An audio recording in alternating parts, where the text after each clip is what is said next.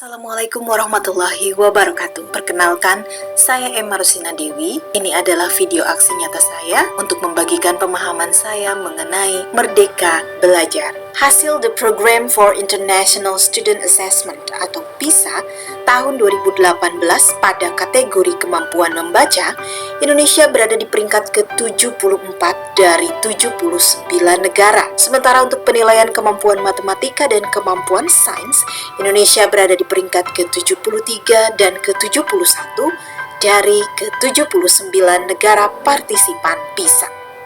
Capaian peringkat Indonesia dalam penilaian PISA selalu konstan sejak awal keikutsertaan Indonesia dalam penilaian, yaitu dari tahun 2000 sampai 2018. Dengan hasil yang konsisten berada di peringkat bawah, membawa konsekuensi pemikiran bahwa kualitas pendidikan Indonesia tidak sesuai dengan standar masyarakat global dan berada di bawah negara-negara lain di dunia.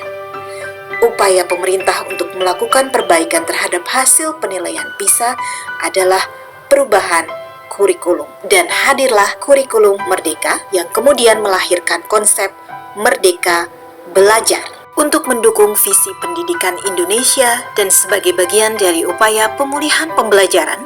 Kurikulum Merdeka yang sebelumnya disebut sebagai kurikulum prototype dikembangkan sebagai kerangka kurikulum yang lebih fleksibel sekaligus berfokus pada materi esensial dan pengembangan karakter dan kompetensi peserta didik. Adapun tujuan dari Merdeka Belajar yang pertama adalah membangun suasana belajar yang lebih menyenangkan bagi guru dan siswa, memberikan keleluasaan pada sekolah dalam mengadakan penilaian dan penerapan kurikulum sesuai dengan kondisi sekitar, memenuhi kebutuhan peningkatan sumber daya manusia dalam menghadapi era revolusi industri 4.0, kemudian menciptakan peserta didik yang berjiwa merdeka serta tidak merasa dikekang oleh ketentuan dan peraturan dalam pembelajaran sehingga mereka dapat menentukan potensi dan kemampuan diri masing-masing.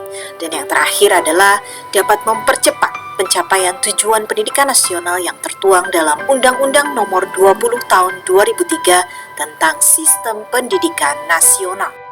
Konsep Merdeka Belajar terinspirasi dari konsep Merdeka Belajar Ki Hajar Dewantara. Menurut Bapak Pendidikan Indonesia ini, pendidikan adalah serangkaian proses untuk memanusiakan manusia. Dan konsep pendidikan ini didasarkan pula pada dasar kemerdekaan yang dikenal dengan istilah sistem AMOM, yaitu melarang adanya hukuman dan paksaan pada peserta didik, karena hal tersebut dapat mematikan jiwa merdeka dan kreativitas mereka. Dari konsep Merdeka Belajar Ki Hajar Dewantara inilah terbentuk konsep Merdeka Belajar sebagai bagian yang tidak terpisahkan dari kurikulum Merdeka. Ada 7 komponen Merdeka Belajar yang berpengaruh terhadap keberhasilan pencapaian tujuan dari program tersebut. Yang pertama, konstruktivisme, kemudian inquiry, bertanya, learning community, modeling, refleksi, dan authentic assessment. Dalam konsep Merdeka Belajar, pembelajaran berpusat pada murid atau siswa atau peserta didik, dan secara umum guru memiliki berbagai peran dalam proses pembelajaran ini.